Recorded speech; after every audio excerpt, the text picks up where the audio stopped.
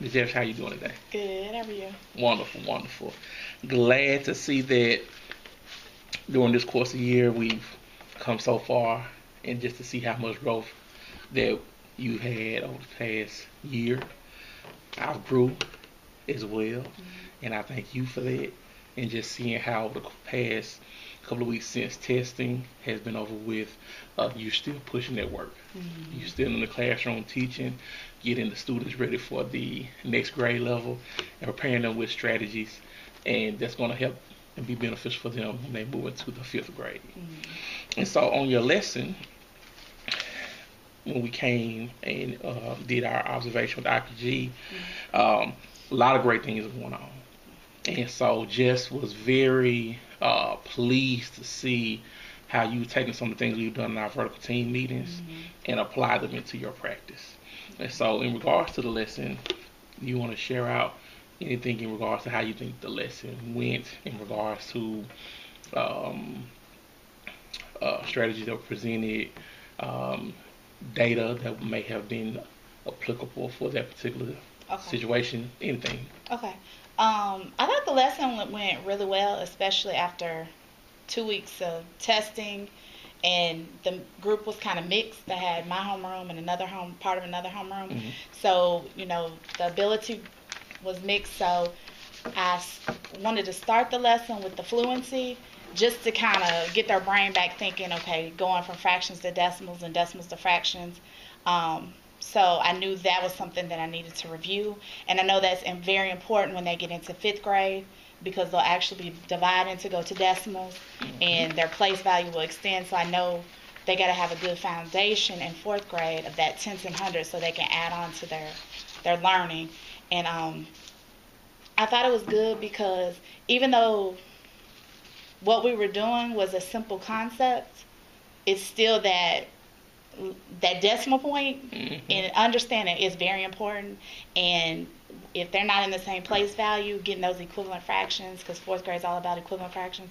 So I needed them to understand that you can't just move that decimal point. Right. And why it's important. And even like when I teach them to divide, if you're dividing into this number, it's got to be over this place value, because I know when they get in fifth grade, those decimals are there, and it's going to be important. And as far as the vertical team meetings, that perfect practice really helped, because seeing and even going around to the different classrooms, seeing Ms. Randall and how she taught the decimals, I was able to bring that back. And different strategies, like her and I both used the strategy, putting the 1 under the decimal and the zeros to help them identify the place value. It's just a quick little strategy that they can use. So actually making sure that the vocabulary she's using, I'm using, and we're keeping it consistent. So when they move next year, they're going. And then, just me working with the third grade, I'm able to see, okay, this is how they're doing equivalent fractions. I can build on it. And even though they're not doing decimals yet, they're working with their equivalent fractions this way and using the same strategies, the cross multiplication. That's something all of us are doing. So that perfect practice really helps, because we're collaborating, and then I'm seeing it in practice. And also that also speaks to holding each other accountable. And so when Ms. Randall receives your students on next year, then she can have those conversations with you, because the rapport has already been established with regards to relationships that we have with the vertical team.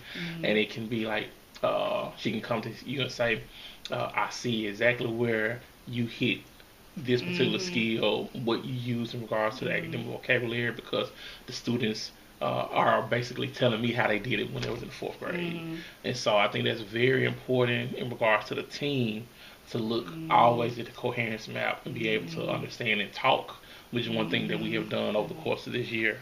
I looked at some of the things you just alluded to in regards that went well. The language was so evident, and the students were even using the language when they were having discussions around the work. And I know one thing that we worked on for core action 2 was having students representation was used to facilitate the work. And so when you had students show their representations, not only were they showing the representation to the class and able to explain it, they were modeling their thought process throughout the time they were actually writing on the board their problem. And you can tell that that came from modeling how you modeled your thinking when you would be in front of the whiteboard and you model how and the reasoning behind your work.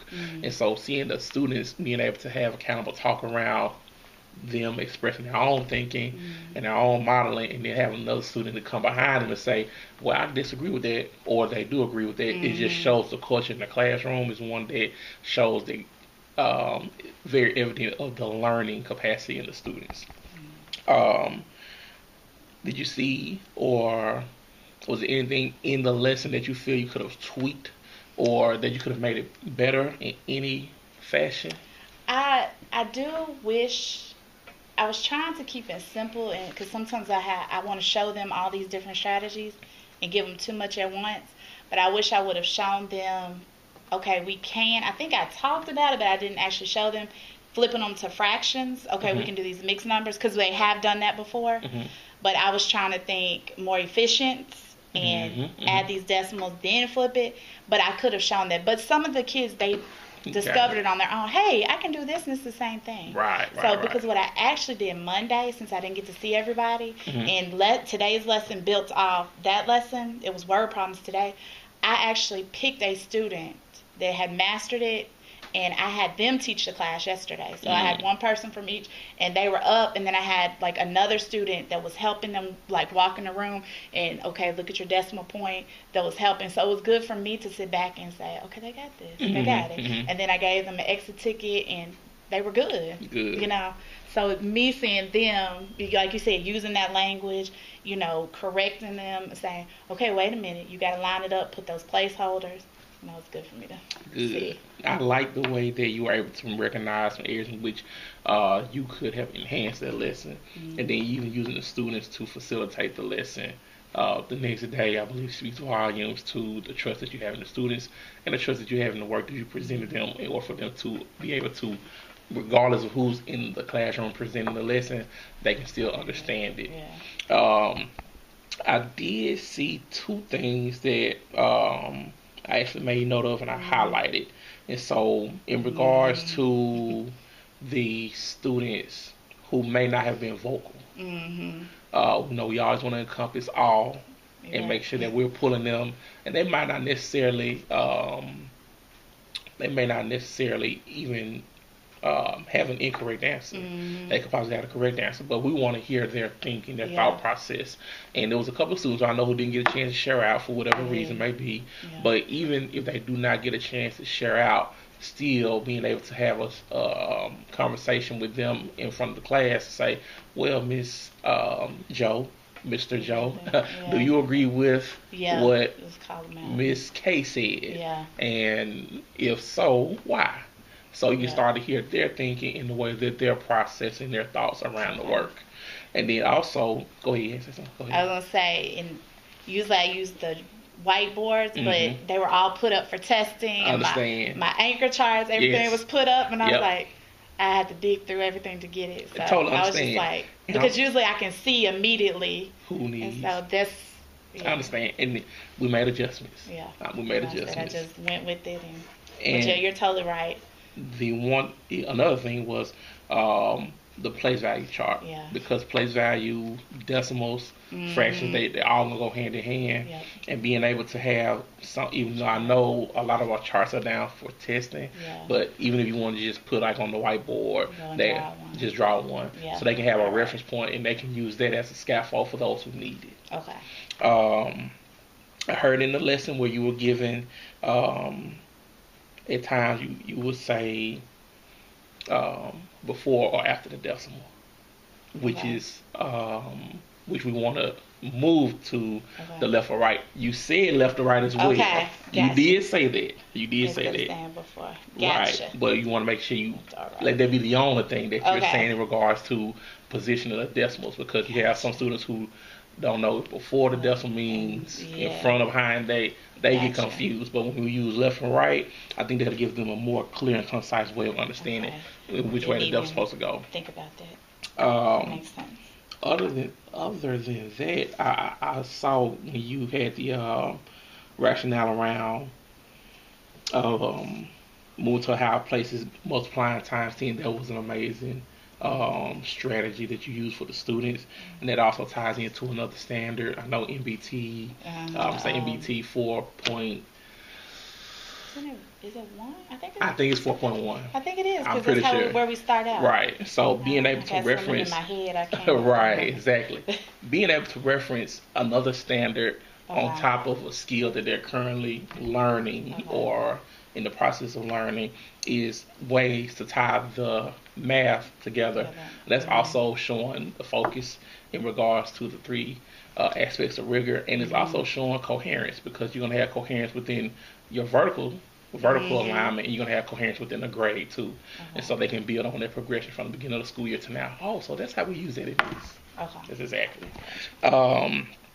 In regards to that, I know a lot of the things that we discussed, just from me viewing your lesson plans and your agendas for the upcoming weeks and whatnot, I knew that this skill was going to be one that would need some detailed attention for fifth grade upcoming. I know they're going to hit decimals very hard, and so just being very intentional around this particular lesson and kind of making sure that we're focusing on it to round out the year, so they can get a deep of understanding of decimals before they make it to fifth grade. And I saw that in regards to developing the plans around this, a little different because of testing and whatnot, but the fact that you still had a plan and was able to deliver it, and I was able to see what it was that you were going to be doing, and kind of, if I would have had some questions around, I would have definitely came up and presented them to you beforehand, because I know that's kind of how we want to operate